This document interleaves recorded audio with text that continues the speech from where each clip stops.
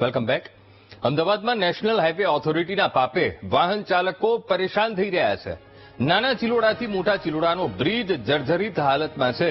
Narmada canal પર બનાવાયેલા આ બ્રિજનો slab બેસી ગયો છે, જેને લઈને તંત્રએ છેલ્લા 3 મહિનાથી બ્રિજ બંધ રાખ્યો છે. જોકે બ્રિજ બંધ કરીને તંત્રએ સંતોષ માની લીધો છે. બ્રિજને સમારકામ કરવાનું અધિકારીઓ નામ નથી લઈ રહ્યા. તો બ્રિજ બંધ હોવાથી સર્વિસ રોડ પર ટ્રાફિક ડાયવર્ટ થયો છે, તો કેટલાક વાહન ચાલકો રોંગ સાઈડમાં આવવા પણ મજબૂર થયા છે. નેશનલ હાઈવે 8 આપણે મોટા ચિલોડાથી નરોડા નાના ચિલોડા સુધીનો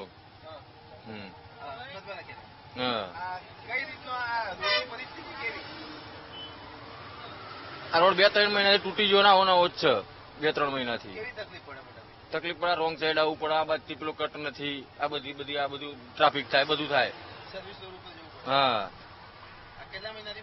2-3 મહિનાથી છેલ્લા 15-20 દિવસની પરિસ્થિતિ આવી બરાબર છે. પછી આ કોઈ ધ્યાન થતું નથી.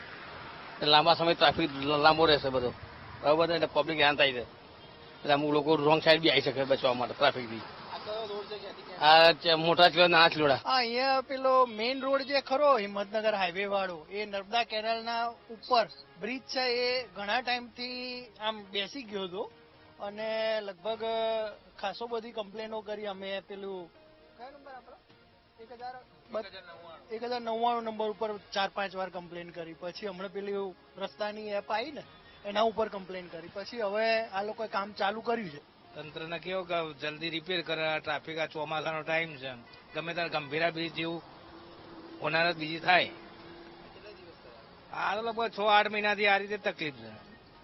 હા, કોઈ નિકાલ થાય નથી.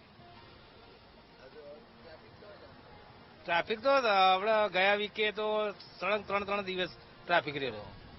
બધા રોંગ સાઈડે ઉપયોગ કરવો પડતો હતો આ રોડનો. શહેરના રોડ હોય, જિલ્લાના રોડ હોય કે પછી હાઈવે હોય, તમામ જગ્યાએ પરિસ્થિતિ એક જ બની ગઈ છે. જ્યાં જુઓ ત્યાં રસ્તા ખરાબ છે. ત્યારે અમદાવાદથી હિંમતનગર જતી વખતે જે નર્મદા કેનાલ આવે છે, તે નર્મદા કેનાલ ઉપર બનાવવામાં આવેલ હાઈવેની વાત કરવામાં આવે તો, બ્રિજની વાત કરવામાં આવે તો, આ બ્રિજની પરિસ્થિતિ છે ખૂબ જ દયનીય પરિસ્થિતિ છે.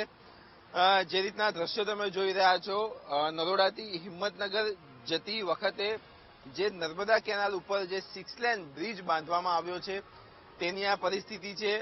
ખાડા પડી ગયા છે. ખાડા તો ઠીક છે, ખાડા તો સામાન્ય ભાષામાં ખૂબ નાના કહેવાય, પરંતુ આજ તો એવડો મોટો બ્લોક ખરાબ થઈ ગયો છે કે ના પૂછો વાત. તંત્ર દ્વારા આખા રૂટને, એટલે કે આ જે 2 લેન છે, તે 2 લેનને બંધ કરી દેવામાં આવી છે.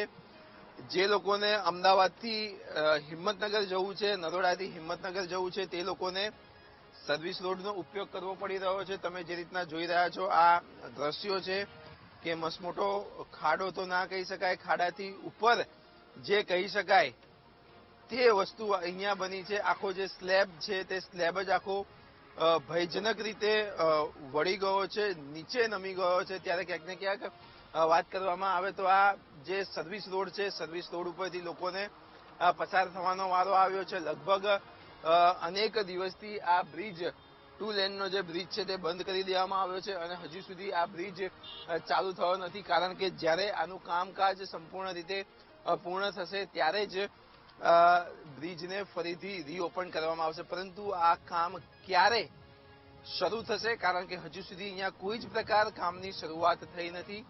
ત્યારે હવે તંત્ર દ્વારા, રાજ્ય સરકાર દ્વારા આનું કામ ક્યારે શરૂ થશે અને ક્યારે લોકોને સર્વિસ રોડમાંથી મુક્તિ મળશે અને મુખ્ય રોડ ઉપર વાહન ચલાવી શકશે, તે જોવું રહ્યું. કેમેરામેન નરેશ સોલંકી સાથે પાર્થ જાની, વીટીવી ન્યૂઝ, અમદાવાદ.